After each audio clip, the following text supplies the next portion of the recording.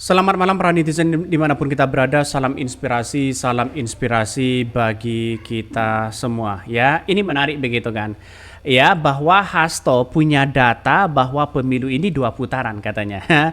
Bahkan ini di KPU saling bantah sana sini begitu ya.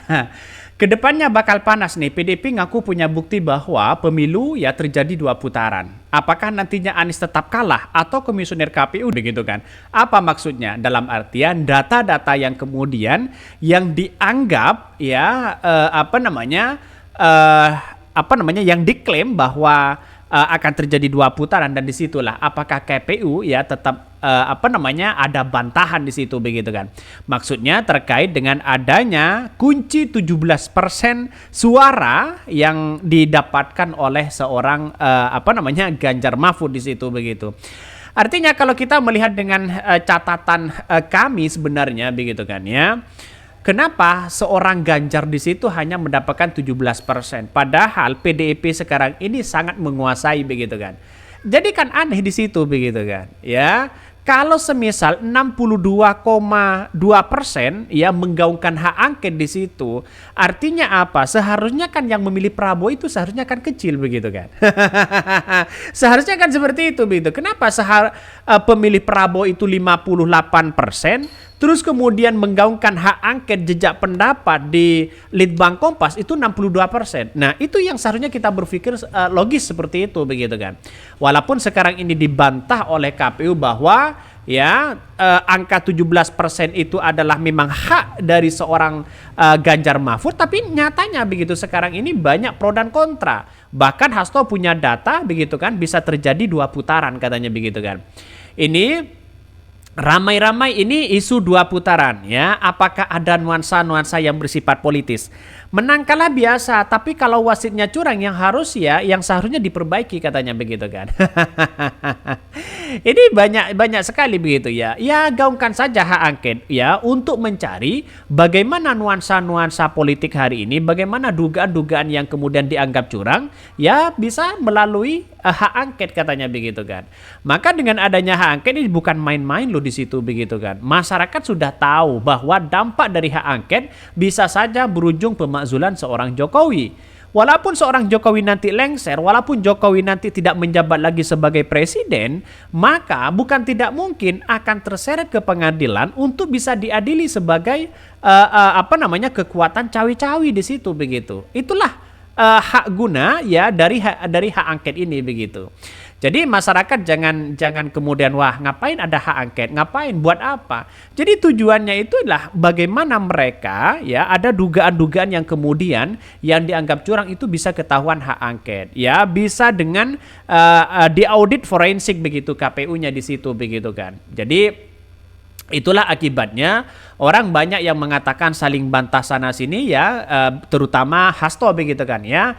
Mereka punya data katanya begitu kan ya, punya data yang memang akan terjadi 2 putaran katanya begitu. Nggak tahu apakah mereka Ganjar yang menang atau siapa, tapi yang jelas bagi kami adalah ya nuansa-nuansa sekarang ini banyak saling klaim sana sini begitu kan ya. Banyak saling klaim sana sini, data sekarang sudah banyak dan sebagainya begitu. Bahkan ini bantahan dari KPU ya, bantah kunci suara Ganjar Mahfud 17%. Hasto mengatakan kami punya bukti seharusnya pemilu 2 putaran katanya ya. Jelas ya apa yang disampaikan Hasto itu. Sekjen PDP Hasto Kristianto menanggapi pernyataan Komisi Pemilihan Umum KPU yang membantah mengunci perolehan suara pasangan Capres-Cawapres Ganjar Mahfud di angka 17%. Hasto menegaskan pihaknya memiliki bukti bahwa seharusnya pemilu 2024 itu berjalan 2 putaran. Saya pikir 2 putaran itu masuk akal sebenarnya. Kenapa? Karena ini adalah 3 calon. Ya, 3 calon itu seharusnya ya dari beberapa calon kandidat itu seharusnya tidak nyampe 50% ya. Kalau toh pada hakikatnya nyampe 50%, artinya selisih dari Anies Baswedan dengan Pak Ganjar terus kemudian dengan Prabowo itu tidak jauh beda begitu kan. Kalau semisalnya Prabowo mendapatkan 50%, Anies Baswedan setidaknya mendapatkan 40%, Pak Ganjar seharusnya mendapatkan 30%. Itu secara hitung-hitungan seperti itu. Kalau misalnya yang dimenangkan itu adalah Prabowo. Kalau semuanya adalah Anies Baswedan 40%, ya Ganjar misalnya 30%, ini kan seimbang. Artinya apa? Artinya Prabowo itu mendapatkan 25% begitu kan. Jadi artinya apa? Artinya dalam hal ini begitu kan, dalam hitungan secara kuantitatif mereka ya setidaknya 100% dari akumulasi paslon itu begitu. Jadi sampai hari ini 58% itu sudah berapa juta? 70 kalau nggak salah 75 juta kemarin begitu kan ya, 58%. Isi-isinya dari Anies Baswedan hanya mendapatkan 30 juta, 31 juta, terus kemudian Ganjar mendapatkan kalau nggak salah 19 juta ya. Artinya dengan hal ini berarti kan Ganjar sama Anies Baswedan berarti kampanye sana sini berarti kan tidak ada pendukungnya begitu kan. Yang jelas-jelas dari data yang saya dapat informasinya itu, pendukung dari PKS, simpatisan PKS, ya, kemudian dari Partai Nasdem, pendukung Partai Nasdem, simpatisan Partai Nasdem, dari PKB, simpatisan Partai PKB, kader PKB dan semuanya yang loyal terhadap PKB, itu katanya begitu, data itu sudah 35 juta begitu kan. Data itu sudah nyampe 35 juta. Kenapa hanya mendapatkan 31 juta berapa begitu kan? Artinya kan hanya pendukung dan simpatisan mereka.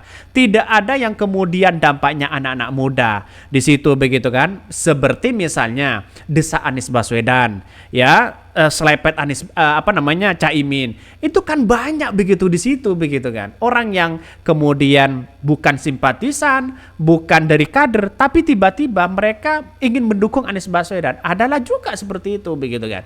Itu secara logika nalar kita begitu. Tidak mungkin Anies Baswedan hanya mendapatkan 32 juta lah begitu kan ya, sekitar 20 berapa persen begitu. Jauh selisihnya begitu kan. Ya, jangan-jangan datanya sudah kebablasan mereka. Ya, tapi ya kita tunggu saja begitu si manual ini begitu kan ya.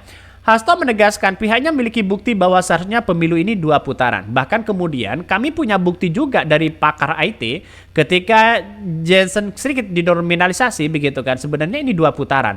Tapi nanti biar mereka yang berbicara katanya. Dia menyebutkan terdapat kekuatan di belakang KPU dan dikatakan lembaga penyelenggara pemilu ya pura-pura tidak tahu. Yang kini kan kekuatan di belakang KPU, KPU-nya nggak tahu, bahkan KPU sendiri pura-pura nggak tahu ketika IP address-nya dipindahkan. Mereka menyangkal baru setelah ada bukti mengakuinya, kata Hasto. Bagaimana mungkin data penting kita direkam menggunakan swasta, yaitu Alibaba, dan ada kepentingan geopolitik dan pertarungan antara Amerika dan Cina. Sehingga ini sudah tidak benar semuanya cara-cara berpolitik kita sudah meredukasi kedaulatan kita sebagai bangsa lainnya. Hasto lantas mempertanyakan ya hasil hitung cepat dari Sirekap dihentikan. Pertama kali Sirekap dimatikan. Alasan dari KPU apa? Hackers itu tidak terbukti. Disebutkan hasil hitung cepat dimatikan karena disengaja. Ada yang mengatakan seperti itu. Bahkan bantahan KPU ya Ketua Hasyim Asy'ari membantah ya mengatur ya perolehan suara kandidat pasangan capres. Saya masih ingat apa yang disampaikan Pak Mahfud begitu kan. Jangan-jangan begitu kan ya Ketua KPU-nya di situ begitu tidak tahu bagaimana sistem yang berjalan dari Sirekap begitu kan. Jangan-jangan tidak tahu mereka. Artinya apa? Artinya ya memang sebagai menjabat sebagai ketua KPU tapi tidak tahu sistemnya di dalamnya apa. Nah, itu yang mesti dipertanyakan begitu kan. Kalau ini diaudit secara forensik akan tahu kan bahwa ketua KPU misalnya tidak tahu dan tidak menguasai sistem KPU. Nah, itu yang menjadi pertanyaan penting begitu kan. Tahu nggak? Kalau tahu seharusnya kan oke lah saya yakin begitu. Tapi kalau tidak tahu begitu kan, bisa saja ada orang yang menggelikan di balik mereka begitu kan.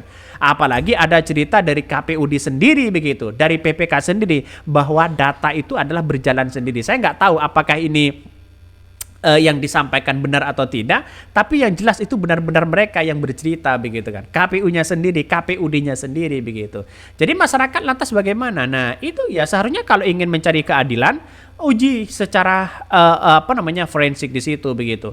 Oke, ya mungkin itu yang kami sampaikan ya. Tonton terus channel Ho dari Podcast Rakyat ini karena ada berita-berita menarik dan viral setiap harinya. Salam para netizen, salam inspirasi bagi kita semua. Jangan lupa di-subscribe channel YouTube dari Podcast Rakyat ini.